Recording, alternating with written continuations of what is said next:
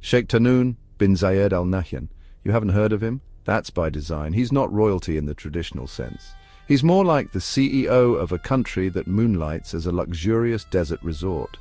And like any good CEO, Tahnoun has his eyes on the future, that future, artificial intelligence. Now, Tahnoun's interest in tech isn't new. Back in the mid-2000s, he funded Hydra. It was a supercomputer designed to dominate chess. Yes, chess. Apparently, even authoritarian leaders have their quirks. But Hydra was just a taste of things to come. Tahnoun climbed the ranks, eventually becoming the UAE's national security advisor. It's a fancy way of saying he's the country's top spy, and like any good spy master, he understands the power of information, and what better way to gather information than with AI? But here's the kicker, Tahnoun also controls a big chunk of Abu Dhabi's sovereign wealth fund. Think hundreds of billions of dollars. So basically, he's got the brains and the bank to make his AI dreams a reality. Tahnoun has a plan, a very expensive plan. He's pouring over $100 billion into transforming the UAE into an AI superpower. Think Silicon Valley, but with more sunshine and fewer personal freedoms. He's been throwing money at US tech companies like confetti at a bachelor party. He wants their expertise, their technology, and most importantly, their algorithms. But why does the UAE, a country smaller than Indiana, want to become an AI powerhouse? Well, for starters, oil isn't going to last forever. They need a new hustle, and AI is the new oil. It's the key to everything from self-driving camels, probably, to sophisticated surveillance systems, definitely. And let's not forget about the geopolitical bragging rights. In a region known for its oil reserves and political instability, the UAE wants to be seen as a technological leader. And who better to lead the charge than Sheikh Tahnoun, the Prince of Pixels? Initially, the UAE cozied up to China. They saw Huawei and other Chinese tech giants as the future of AI, but then Uncle Sam stepped in and said, not so fast. The US slapped restrictions on exporting high-end AI chips. You see, those chips are like the Ferraris of the AI world, and the US wasn't about to let China get its hands on them. So what did Tahnoun do? He pivoted faster than a gazelle on a trampoline. He cut ties with Chinese companies, ripped out their equipment, and rolled out the red carpet for American tech giants.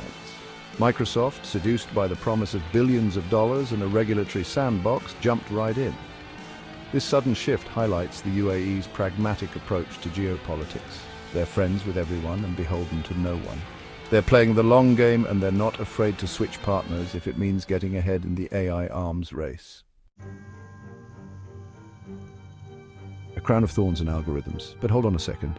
Before we crown Tahnoun the king of the algorithm, let's talk about the elephant in the room: human rights. The UAE's track record on this front is, shall we say, less than stellar. They're not exactly known for their freedom of speech or their tolerance of dissent. So what happens when you give a government with a penchant for surveillance and censorship access to powerful AI tools? It's not exactly a recipe for a utopian future. Critics worry that the UAE's AI ambitions could easily morph into a dystopian nightmare, with algorithms used to track citizens, suppress dissent, and maintain an iron grip on power. And let's not forget about the potential for bias in AI. Algorithms are only as good as the data they're trained on, and if that data reflects existing societal biases, well, you're essentially baking discrimination into the system. In a country where migrant workers often face exploitation and abuse, the potential for AI to exacerbate existing inequalities is a chilling prospect. The future coded in sand. So, what does the future hold for the UAE's AI ambitions? It's a mixed bag. On the one hand, they've got the money, the ambition, and the willingness to play both sides. On the other hand, they've got a questionable human rights record and a dependence on foreign technology. The incoming US administration, known for its, let's say, flexible approach to foreign policy, might be more lenient towards the UAE's AI ambitions. But the global tech landscape is constantly shifting, and new players are emerging all the time. The UAE might be riding high on the AI wave right now, but the tide could easily turn. One thing's for sure, the UAE's AI experiment is one to watch. It's a high-stakes gamble with the potential to reshape the region and beyond. Whether it leads to a brighter future or a dystopian nightmare remains to be seen.